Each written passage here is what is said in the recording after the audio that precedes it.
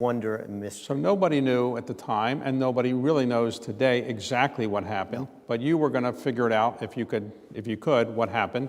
So to do this type of research, you don't like to do it in a library, you like to actually go onto the field. So did you go to the same place he had gone? Yeah, so, it's funny. I am very much suited for the place we are in, for archives and libraries.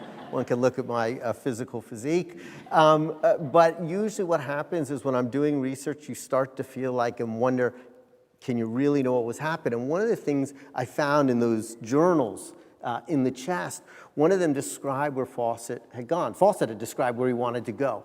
And he had never made that public because he was afraid some rival would beat him to the discovery. So I thought, well, if everybody had gone that way and other people had gone and disappeared or not come back, I thought, well, maybe if everybody went that way, what if I go that way? What will I find? And so I decided to set out into the jungle.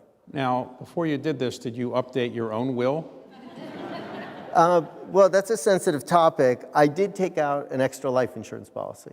And did your wife say, look, this other guy went in there and he didn't come back and maybe the same thing could happen to you? Did she ever mention that? She did. Well, she said to me, I said, don't worry. I said, don't worry. Other people have done that. She said, well, what happened to them? I said, well, some of them died or didn't come back. She said, and then I started to, I don't hike. I don't camp. I'm pretty phobic. I like my Chinese food delivered right to the door.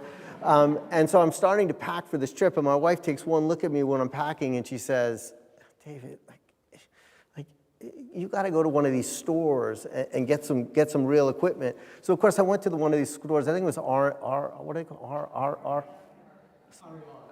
REI. See, that's how much I shows I don't know about camping. REI. So I went to an REI store. I never been to an REI store, and I haven't been since. But I went in there and I started looking at all the cool gizmos and gadgets and putting them into my container and pushing on the aisle. And then this guy comes over to me. He looked like he was 22 and it looked like he'd just come down from Mount Everest. And he says to me, you never camped, have you? He starts taking out all the things out of my bag and saying, look, we got to get you a mosquito net. We're going to get you some boots, some water-resistant material. And so off I went. All right, so you went there, and what year was that you went in? Oh my goodness, that was, I think it was 2005. How long did you expect to be in the jungle? I didn't know.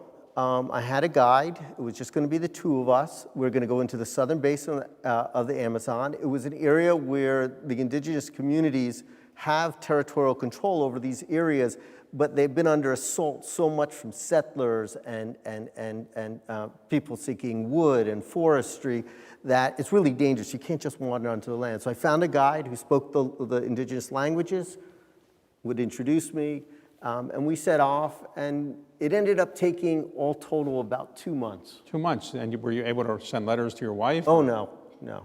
Did she worry about you? Well, this is actually, I did have a sat phone, but I didn't really want to use it once, and I would, these stories aren't going to make me look very good, but I had a sat phone, and very rarely I would be able to call out and just say, hey, I'm fine, but I had a very young son at the time, and I could hear him screaming in the background, dad, dad, dad, dad, to the phone. He began to associate the phone with me, which, you do these foolish things sometimes. So